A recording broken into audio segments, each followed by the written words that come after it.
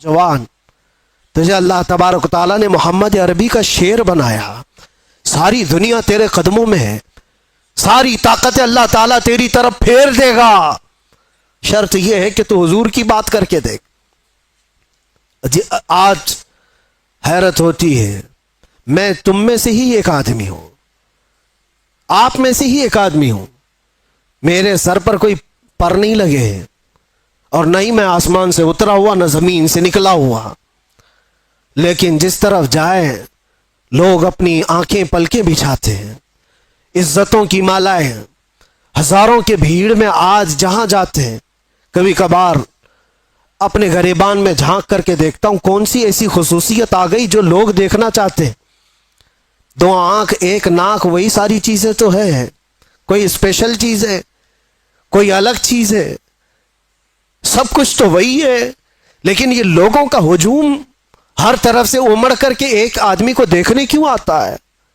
میرے عزیزوں، یہ بات سمجھنے میں آپ کو بھی اندازہ ہو جائے گا، یہ بات صرف انسان اور ایک آدمی کی نہیں ہوتی، محبتیں دلوں میں ڈالنا یہ انسان کے کمال کا کام نہیں ہے، یہ اللہ رب العزت کے فضل سے ہوتا ہے۔ وہ جب چاہتا ہے تو پورے انسانوں کا دل ایک طرف پھیر دیتا ہے، اور کس کے لیے پھیرتا ہے؟ وہ دیکھو ان کے جو ہم غلام تھے، خلق کے پیشوا رہے، ہمیں آج یہ احساس ہے، آج لوگ جو پلکیں بچھاتے ہیں یا عزت کرتے ہیں تو وہ اس لیے نہیں کرتے کہ تمہارا لباس اچھا ہے، یا تم بڑے خاندان کے ہو، یا تم کسی سیاسی پارٹی کے نیتا ہو، چار پیسے ہمارے لیے بھی کام کر جاؤ گے، نہیں، دور دراز بیٹھے ہوئے لوگ۔ میرے عزیزوں، میں آپ کو کیا بتاؤں، امریکہ میں رہنے والے کئی ایسے خاندان ہیں جن کو میں جانتا ہوں، ہم یہاں اندر موجود ہیں، وہ 3 مہینے سے اللہ کی بارگاہ میں نظر کے روزے رکھ رہے تھے، وہ عورتیں بھی، وہ بوڑھی خواتین بھی، وہ بچے بھی، جن کو ہم نے کبھی دیکھا نہیں، کبھی ملاقات نہیں کیا، ساتھ سمندر پار بیٹھ کر کے ایک فقیر، ایک نبی پاک کے غلام کے لیے اگر کوئی دعائیں کرتا ہے اور اپنے دل میں محبت محسوس کرتا ہے تو یہ ڈالا کس نے اور کیوں ڈالا؟ یہ 2 پوائنٹ ہے، ڈالا ہے رب ذوالجلال نے، اور کیوں ڈالا؟ صرف اس لیے جب تک بکے نہ تھے تو کوئی پوچھتا نہ تھا، یا رسول اللہ تم نے خرید کر ہمیں انمول کر دیا۔ بات صرف اتنی ہے، ان کی بات کرو، ہر دل پہ ان کی بات کرو۔ حضور پاک صلی اللہ تعالی علیہ وسلم کی بات، آج میں ایک بات یہ بھی بتاؤں، عجیب بات ہے کہ میں آپ کو ایک تفریح قلب کے لیے بتا رہا ہوں، اکثر ایسا میرے ساتھ ہوتا رہتا ہے۔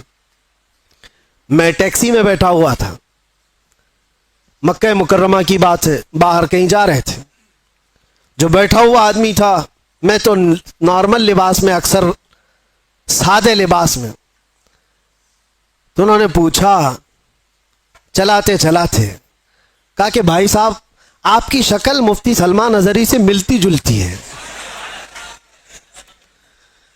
میں نے کہا کون ہے وہ؟ انہوں نے کہا نہیں جانتے ہو آپ کہاں سے ہو؟ ہندوستان سے ہو؟ نہیں جانتے ہو آپ؟ میں نے کہا نہیں، بتاؤ تو کون ہے؟ پھر وہ بتانے لگا، ایسے ہیں ویسے ہیں، بڑے ہیں، عالم ہیں، وہ ہیں، تعریف۔ میں نے کہا بھائی وہ تو بھڑکاؤ مولانا تو نہیں آپ بول رہے ہو، ان کی بات کر رہے ہو؟ وہ غصے میں آ گیا، تل ملایا، کہا توبہ کرو نہیں تو ٹیکسی سے اتر جاؤ۔ میں نے کہا بات کیا ہے؟ کہا کہ کیوں ایک عالم کی تم توہین کرتے ہو، آپ کیوں ایسا بولتے ہو ان کو؟ میں نے کہا وہی نا جو جیل گئے تھے ابھی۔ انہوں نے کہا ہاں گئے تو تھے۔ تو کہا پھر اسی لیے میں ڈرتا ہوں ایسے مولانا لوگوں سے۔ میں نے کہا میں ڈرتا ہوں ایسے لوگوں سے، تو بیچارہ ٹیکسی سائیڈ میں لگا دیا اور کہا تم اتر جاؤ بھائی، میں ایسے آدمی کو نہیں بٹھاتا، میں نہیں بٹھاتا، آپ ادھر جاؤ، آپ توہین کرتے ہو علماء کی۔ میں نے کہا چلو معاف کرو، یہ ٹاپک چھوڑ دو، دوسری بات کرو۔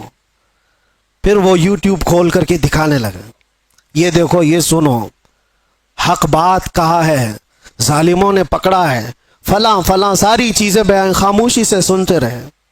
میں یہ بات کیوں کہہ رہا ہوں آپ کو؟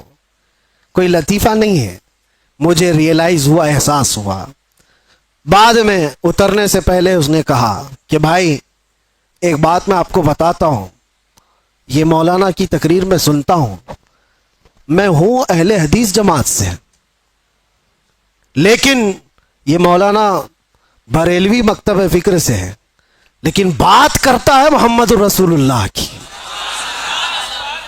اور یہاں آ کر کے ہم کچھ نہیں دیکھتے، ہم تو اپنی جان بھی قربان کرتے ہیں۔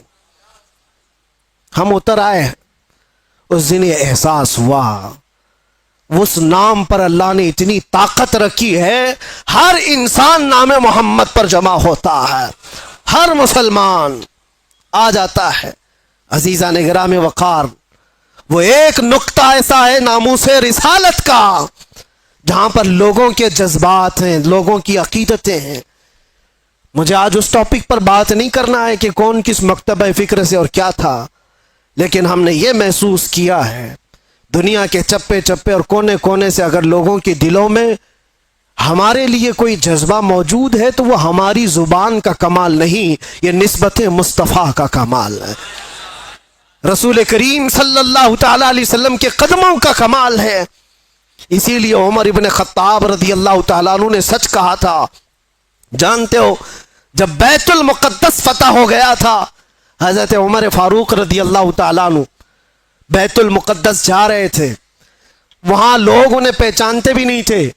ابو عبیدہ بن جراح ایک صحابی وہاں پہلے سے موجود تھے، وہاں کے عیسائیوں یہودیوں سب کو بتایا تھا کہ امیر المومنین آ رہے ہیں مدینے سے، امیر المومنین آ رہے ہیں مدینے سے۔ سب لوگ دیکھنے کے لیے باہر کھڑے ہو گئے تھے، لیکن امیر المومنین کس شان سے آ رہے ہیں؟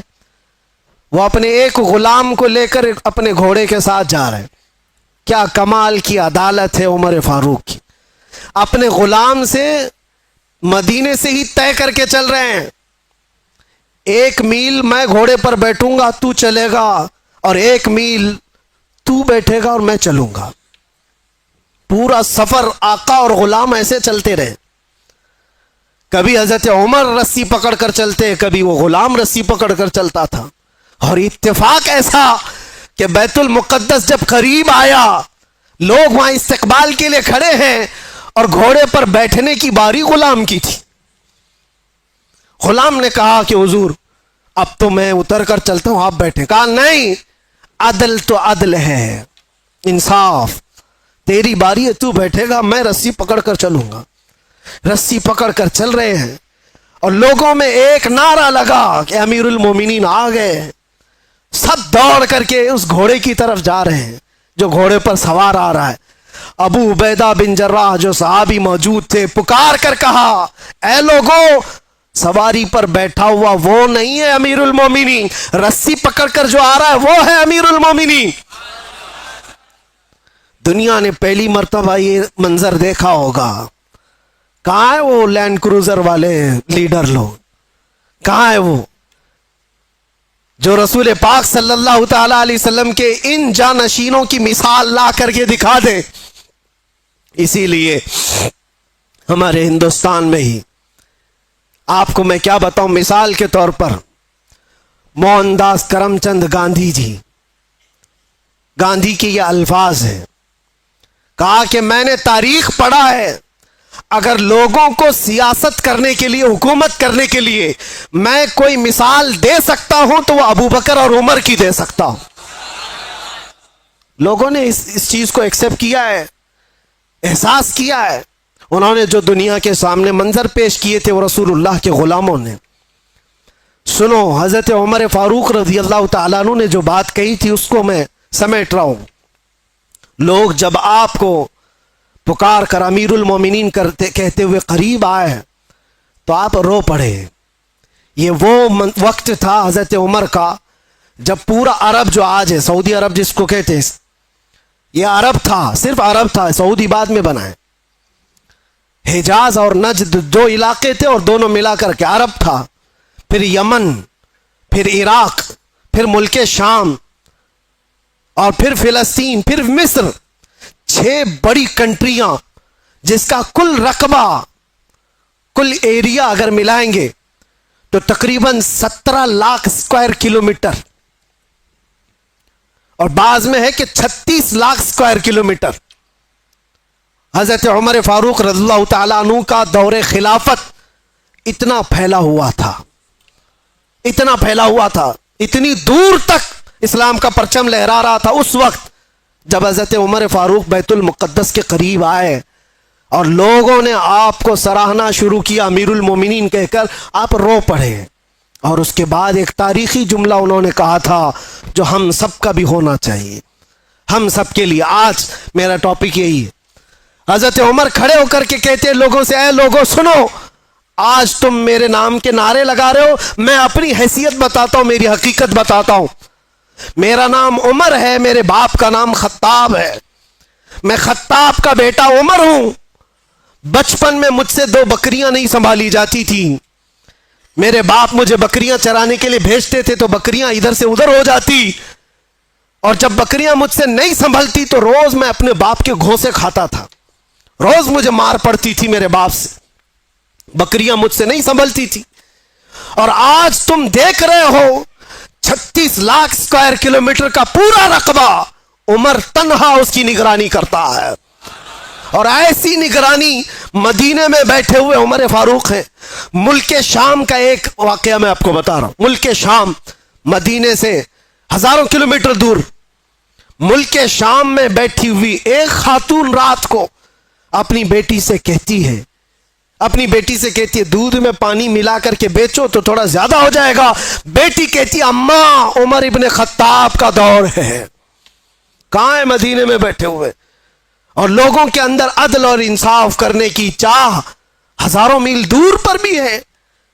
تو حضرت عمر اس دن اعلان کرتے ہیں، آج جو بچپن میں 2 بکریوں کو نہیں سنبھال سکتا تھا، 36 لاکھ اسکوائر کلومیٹر کو تنہا چلاتا ہے، وہ اس لیے نہیں کہ خطاب کا بیٹا عمر ہے، اس لیے چلاتا ہے کہ محمد الرسول اللہ کا غلام عمر ہے۔ ان کے جو ہم غلام تھے، خلق کے پیشوا رہے۔ کل ملا کر کے ایک ہی نقطہ ہے، ہمیں کرنی ہے شہنشاہ بطحا کی رضا جوئی، وہ اپنے ہو گئے تو رحمت پروردگار اپنی۔ اگر حضور ہمارے ہو گئے تو پھر بچا کیا ہے؟ اسی لیے صحابہ کیا کہتے تھے پتہ ہے؟ سارے زخم کھاتے تھے، مصیبتیں اٹھاتے تھے، اور پھر مسکرا کر کے حضور سے یہ کہتے تھے، ہر ستم ہر مصیبت گوارا ہے، یا رسول اللہ ایک بار تم کہہ دو کہ تو ہمارا ہے۔